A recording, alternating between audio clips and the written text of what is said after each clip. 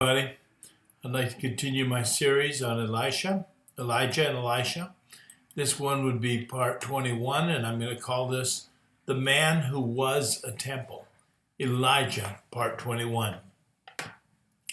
And it fell on a day that Elisha passed to Shunem, where was a great woman, and she constrained him to eat bread.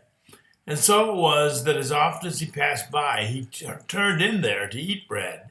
And she said unto her husband, Behold now, I perceive that this is a holy man of God, which passes by us continually.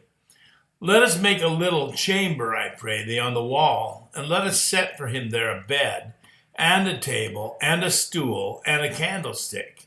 And it shall be when he comes to us, that he shall turn in there. And it fell on a day that he came there, and he turned into the chamber, and lay there. 2 Kings 4, 8 through 11.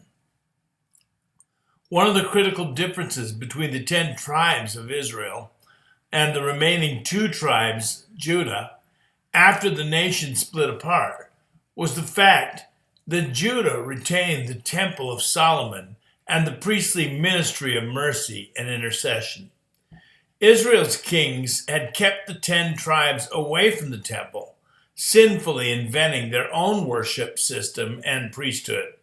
They were afraid that the people's loyalties would return to God and to a reunited Israel if they allowed them to go on pilgrimages to the temple as God commanded. So instead, the kings turned the people to golden calves to worship. Here we are told that there was a married couple of the tiny remnant of God-fearing people in Israel, part of the 7,000 who hadn't bowed their knee, who recognized that Elisha, the man of God, was holy, and that the presence of God was with him. So they set up a place on the wall of their own house, consisting of a room with simple furnishing. The room had a bed, a table, a lampstand, and a chair, and was provisioned for Elisha as a rest for him as he traveled throughout Israel. Thus it was as though, for a people without a temple, God was establishing a temple. The high place, the room, the table, the candelabra, and the chair, corresponding to the holy hill, the sanctuary, the holy lamp, the table of showbread, and the chair would be like the ark, for the word for chair there is throne, through the ministry of Elisha. What is it that people would go to the temple for? Why, they would go for healing and for life. That's why people head for the temple. They need God. The word, cleansing, access to God himself through priests. But Israel had been cut off from the life-giving services of the temple and its ministry of mercy. Elijah and Elisha were God's provision. He would not abandon his people, even in their worst moments, not even in the darkest times of the consequence of their sin. God comes to his people when they can't come to God. Notice that Elisha speaks to the woman through Gehazi, as though Gehazi, was a priest. He said to his servant Gehazi, Call the Shunammite. So he called her, and she stood before him. And Elisha said to him, Tell her, you've gone to all this trouble for us. Now what can be done for you? Can we speak on behalf of the king or the commander of the army for you? She replied, I have a home among my own people. Then what can be done for her? Elisha asked. Gehazi said, She has no son, and her husband is old. Then Elisha said, Call her. So he called her, and she stood in the doorway. About this time next year, Elisha said, You will hold a son in your arms. No, my lord, she objected. Please, man of God, don't mislead your servant. 2 Kings 4, 12 through 16. Again, the ministry of life overcomes the power of death. For when Elisha pronounces that the woman would have son by that time in a year, sin and idolatry kill, they make barren and strip away all the possibilities of life. But Elisha was a representative of the living God, and out of his, quote, temple, God speaks life. What Elijah and Elisha were doing in Israel would be categorized as a renewal movement. The damage of more than 100 years of idolatrous kings false priests, Baal worship, and the judgments of God which came as a result, all wrought much havoc and death on the land that should have been teeming with life. The southern kingdom, Judah, had the well-established temple with its God-appointed priesthood, services, sacrifices, all of which anyone could point to and look at as an obvious sign of the favor of God.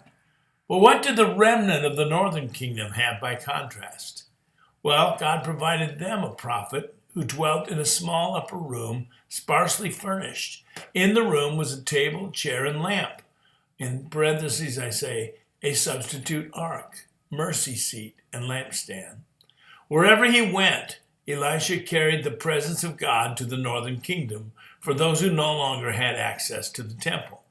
God's power is surely known and revealed in weakness. Within the year, the woman of Shunem had a child, a boy. Now, several years later, her faith was put to a severe test when the boy had a heat stroke and died. The child grew, I'm quoting scripture here, and one day he went out to his father who was with the reapers. He said to his father, "My head, my head." His father told the servant, "Carry him to his mother." After the servant had lifted him up and carried him to his mother, the boy sat on her lap until noon, and then he died. She went up and laid him on the bed of the man of God, then shut the door and went out. She called her husband and said, "Please send me one of the servants and a donkey so I can go to the man of God quickly and return." "Why go to him today?" he asked. "Is not the new moon or the Sabbath?" "Well, that's all right," she said. She saddled the donkey and said to her servant, "Lead on, don't slow down for me unless I tell you." So she set out and came to the man of God at Mount Carmel, verse 18 to 24. The woman lays her dead son in the room sanctuary of the prophet, lays him out on the bed, committing him to God. She then heads out to beseech the prophet himself. Now Elisha sees her coming and sends Gehazi out to meet her and to inquire of her need. But the woman will not open up to Gehazi, for she holds out until she comes to Elisha personally. Then she lets out all of her anguish, grabbing the prophet by the feet. I quote, "When she reached the man of God at the mountain, she took hold of his feet. Gehazi came over to push her away, but the man of God said, 'Leave her alone. She's in bitter distress, but the Lord has hidden it from me and has not told me why.' 'Did I ask you for a son, my Lord?' she said. 'Didn't I tell you, no, don't raise my hopes?' Elisha said to Gehazi, 'Tuck your cloak into your belt, take my staff in your hand and run. Don't greet anyone you meet, and if anyone greets you, don't answer. Lay my staff on the boy's face.' But the child's mother said, 'As surely as the Lord lives and as you live, I will not leave you.' So he got up and followed her. Gehazi went on ahead and laid the staff on the boy's face, but there was no sound or response. So Gehazi went back to meet Elisha and told him, 'The boy hasn't awoken.' 2 Kings 4, 27 to 31. Gehazi shows his insensitivity to the desperate woman by trying to push her away from the prophet Elisha when she lit off the donkey and desperately grabbed the prophet's feet as though they were the horns of the altar. There's that temple theme again. Elisha sought to assuage her fear and desperation by sending Gehazi ahead with the symbol of his prophetic authority, the staff, to touch on the boy's face. This failed. Elisha himself would have to go to the boy, who lay in the sanctuary built for the prophet. When Elisha reached the house, there was the boy lying dead on his couch. He went in and shut the door on the two of them and prayed to the Lord. Then he got on the bed and lay on the boy, mouth to mouth, eyes to eyes, hands to hands. As he stretched himself out on him, the boy's body grew warm. Elisha turned away and walked back and forth in the room, and then got on the bed and stretched out on him once more. The boy sneezed 7 times and opened his eyes. And Elisha summoned Gehazi and said, "Call the Shunammite." And he did. And when she came, he said, "Take your son." She came in and fell at his feet and bowed to the ground. Then she took her son and went out. 2 Kings 4, 33 to 38. Elisha shut the door, i.e., closed himself in with God in the little sanctuary. It was just he, God, and the dead boy. Then the prophet stretched out on the boy as though he were dead, like the boy, eye to eye, hand to hand, and mouth to mouth. The body turned warm, and the little boy revived and was given back to his mother alive. The sign in this case was that death would be reversed once and for all by another death, a counter death. A Redeemer will enter our situation, and his death, alongside us in our death, will bring us back to life again.